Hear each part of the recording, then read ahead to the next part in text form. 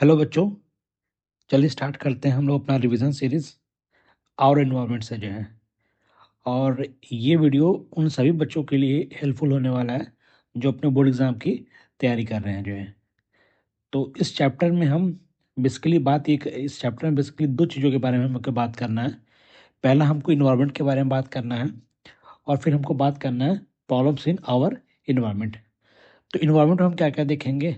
सबसे पहले हम बात करेंगे कि इन्वायरमेंट का कंपोनेंट क्या क्या होता है।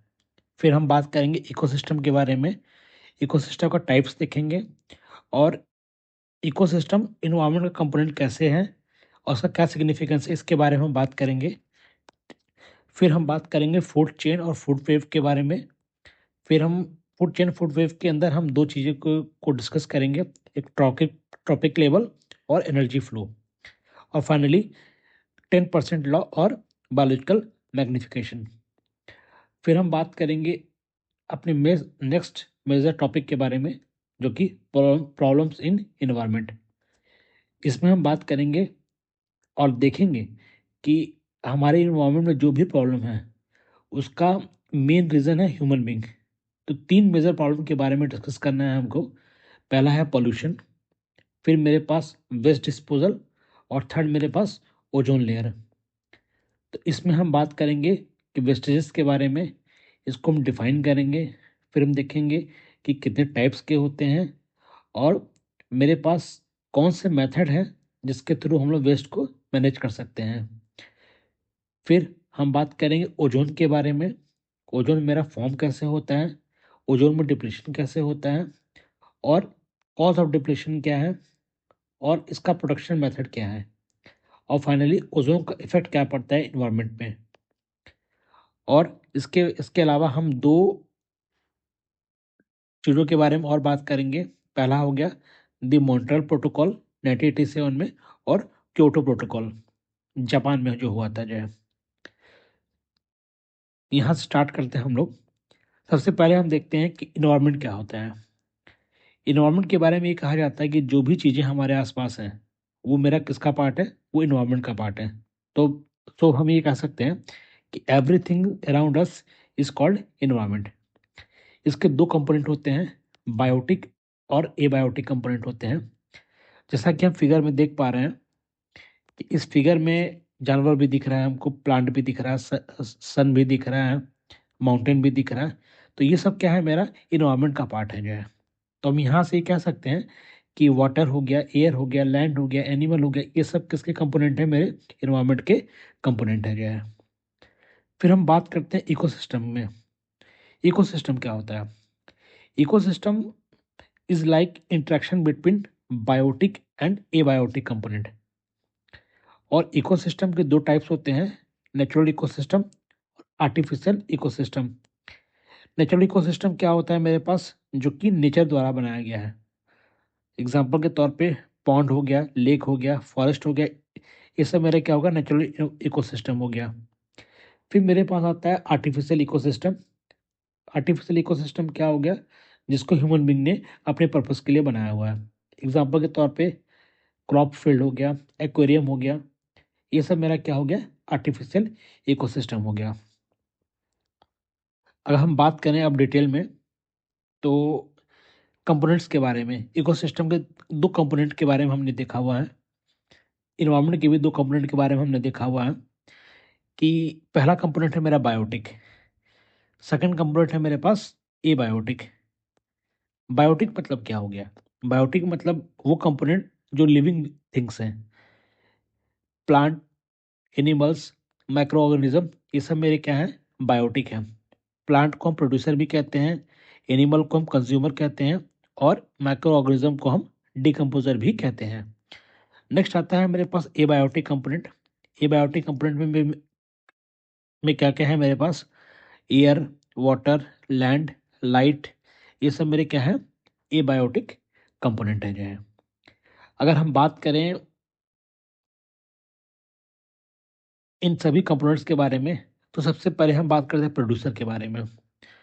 तो प्रोड्यूसर को हम कहते हैं कि one who prepare their own food. Producer क्या होता है, जो कि अपना खाना खुद ही पकाता है, prepare their own food.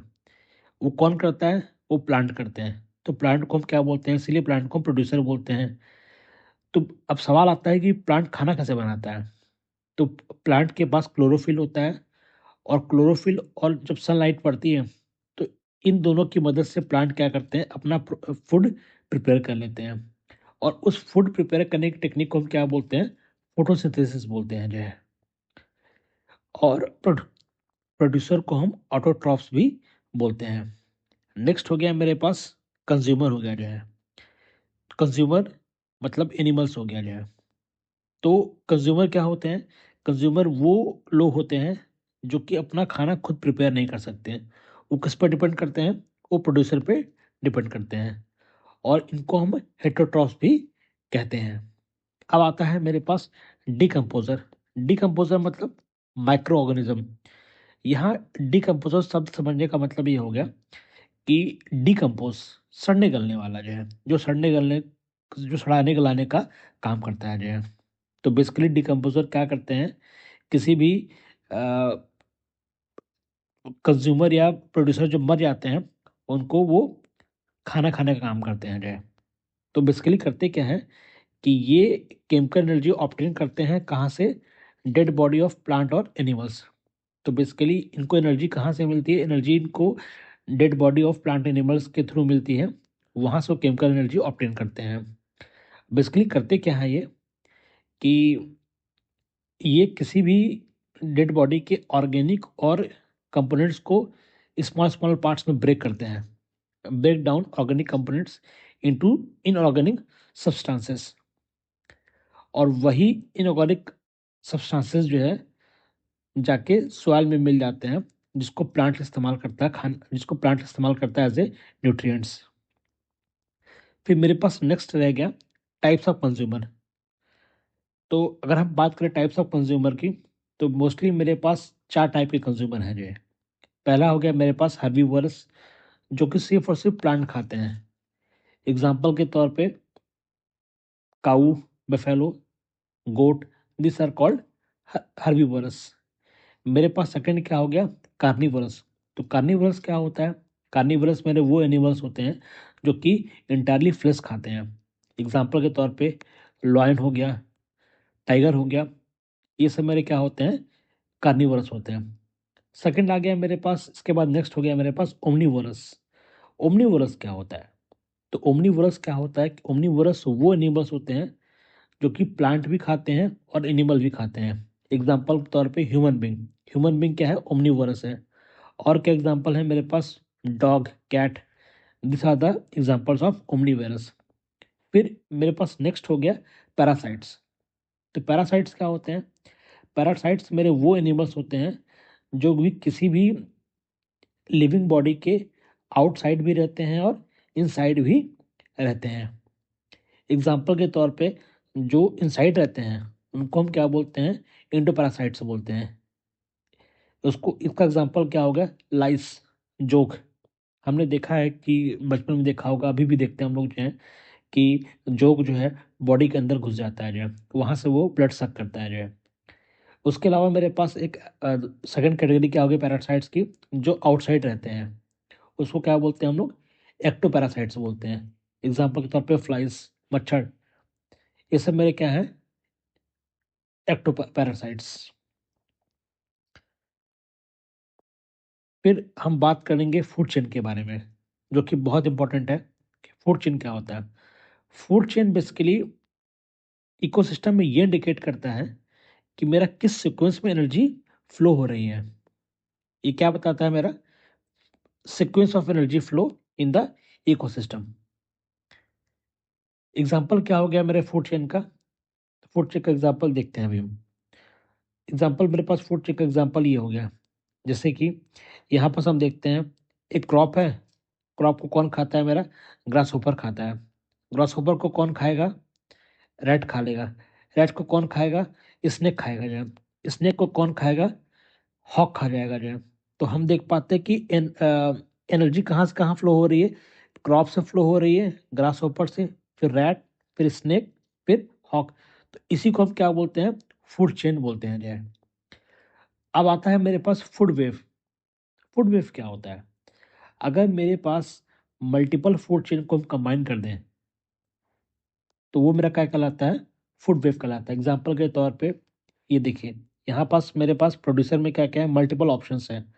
Primary consumer में क्या है, मेरे पास मल्टीपल ऑप्शंस है। तो इन सबको हम जब कंबाइन करते हैं वो कहलाता है मेरा फूड वेव। तो मेरे पास इस टॉपिक में दो चीज़ें और देखने के लिए हैं। एक ट्रॉपिक लेवल क्या होता है, और उसके अलावा मेरे पास एक टॉपिक और था देखने के लिए, एनर्जी फ्लो। तो एनर्जी, पहले हम बात करते हैं ट्रॉपिक लेवल के बारे में बात करते हैं। तो यहाँ बच्चों हम देख पा रहे हैं कि सबसे डाउन पे क्या है, मेरे पास प्रोड्यूसर है, फिर मेरे पास क्या है, प्राइमरी कंज्यूमर है, क्या है मेरे पास, सेकेंडरी कंज्यूमर है, उसके बाद मेरे पास क्या है, टर्सरी है, फिर मेरे पास क्वाटरनरी कंज्यूमर है।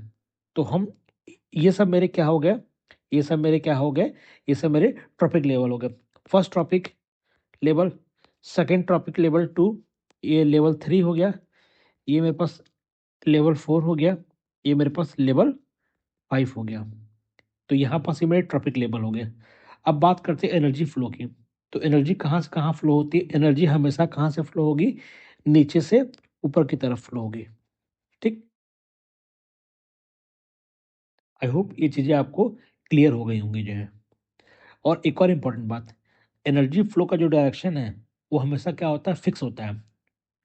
इसका डायरेक्शन क्या होता है मेरा, फ्रॉम बॉटम टू अपवर्ड। यहाँ हमने लिखा भी हुआ है इसके बारे में कि unidirectional energy flow from bottom to top level. अब मेरे पास दो चीजें और हैं जानने के लिए।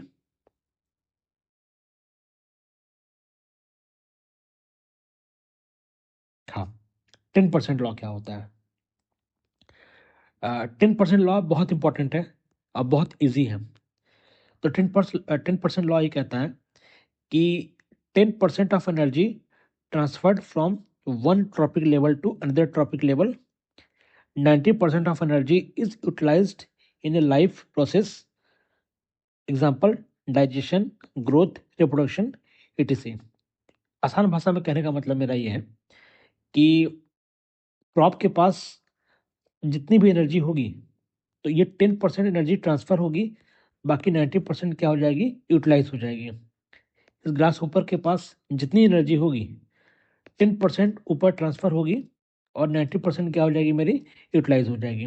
यहाँ पास क्या होगा, 10% एनर्जी ट्रांसफर होगी, 90% यूटिलाइज हो जाएगी। तो यहाँ जैसे कि हम फिगर में देख पा रहे हैं कि बॉटम लेवल में मेरे पास एनर्जी कितनी थी, 100%।